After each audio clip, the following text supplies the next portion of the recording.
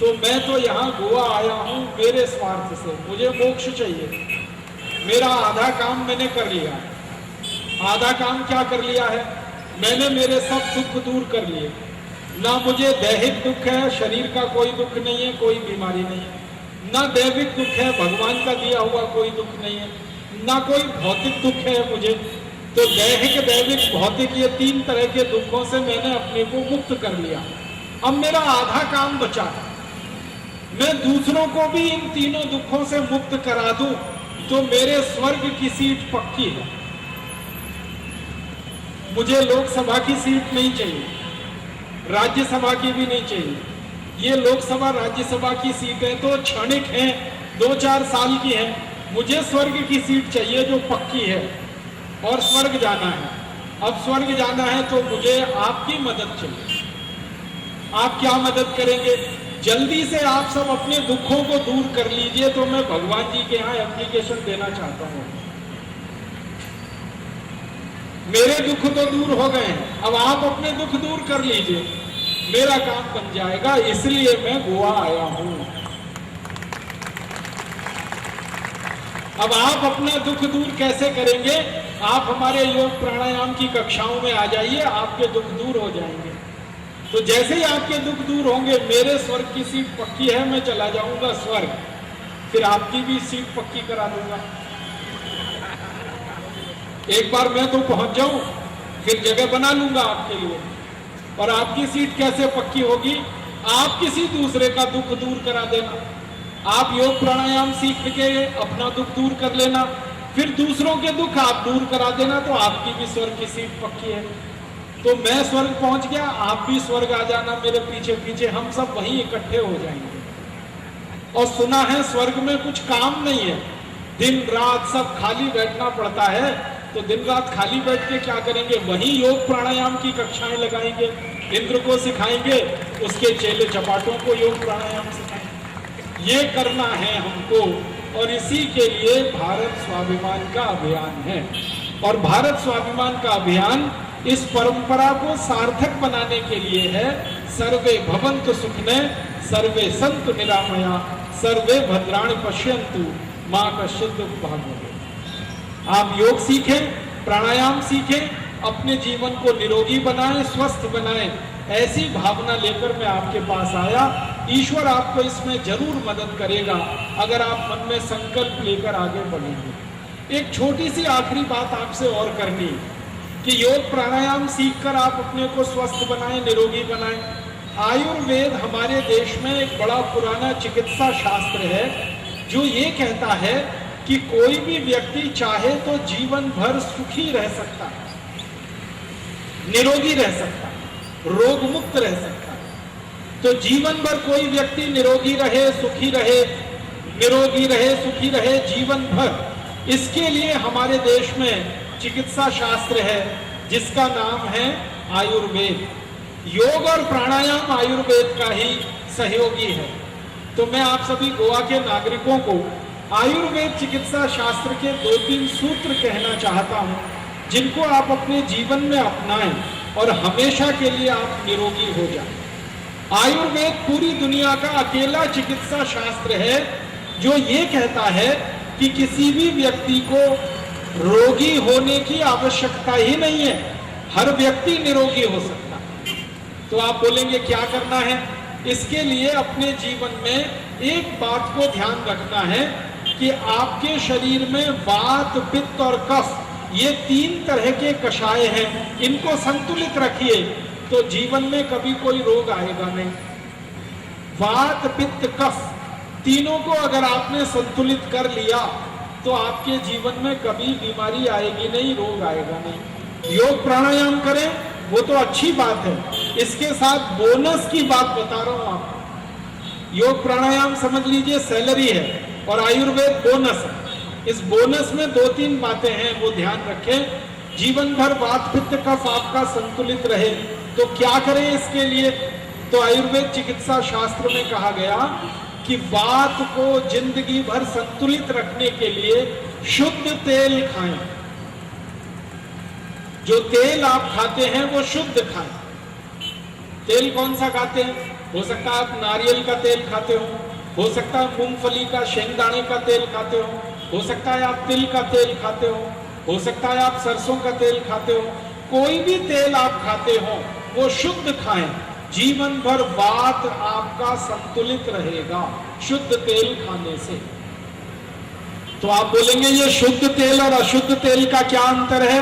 ये शुद्ध तेल और अशुद्ध तेल का मामूली सा अंतर है, और वो मामूली सा अंतर है वो ये कि आप जो बाजार से तेल खरीद कर लाते हैं वो डब्बा बंद है, और ये जो डब्बा बंद तेल है इसको आजकल कहते हैं रिफाइंड तेल, डबल रिफाइंड तेल, ट्रिपल रिफाइंड तेल।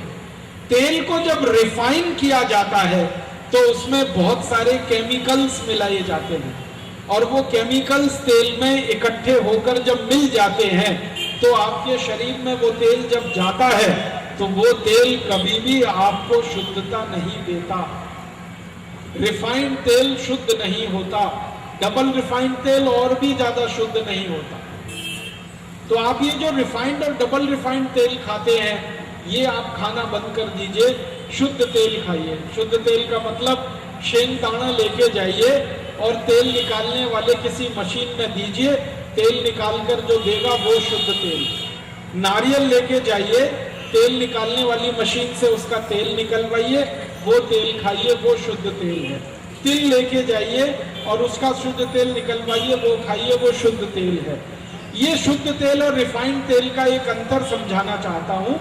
तेल को जब रिफाइन किया जाता है तो उसका जो चिकनाई वाला पदार्थ है वो निकाला जाता है, और विज्ञान की भाषा में अगर मैं आपको सरल बात समझाऊं वो ये कि तेल का जो चिकनाई वाला भाग है वही सबसे ज्यादा प्रोटीन युक्त होता है। तेल में जो प्रोटीन है वो उसके चिकनाई वाले भाग में होता है, और जब रिफाइन करने के नाम पर तेल से वो चिकनाई निकाल ली जाती है तो प्रोटीन तेल का खत्म हो जाता है, और बिना प्रोटीन का तेल पानी से भी ज्यादा खराब होता है। इसलिए आप तेल खाइए, शुद्ध खाइए। तो आपके मन में एक डर पैदा हो जाएगा जो हमारे एलोपैथी चिकित्सकों ने पैदा कर दिया है कि अगर चिकनाई वाला तेल खाएंगे तो हार्ट अटैक आएगा। मैं आपको जानकारी देना चाहता हूं कि हमारे शरीर में दो तरह की चिकनाई होती है जिसको डॉक्टर लोग फैट्स कहते हैं। एक तो अच्छा फैट होता है और एक तो बुरा फैट होता है। अच्छा फैट है जिसको HDL कहते हैं, हाई डेंसिटी लिपोप्रोटीन, और बुरा फैट है जिसको LDL कहते हैं, लो डेंसिटी लिपोप्रोटीन। ये जो चिकनाई युक्त शुद्ध तेल होता है इससे HDL बढ़ता है, और HDL बढ़ना ही चाहिए। और ये रिफाइंड और डबल रिफाइंड तेल होता है, इससे LDL और VLDL बढ़ता है, और LDL कभी भी नहीं बढ़ना चाहिए।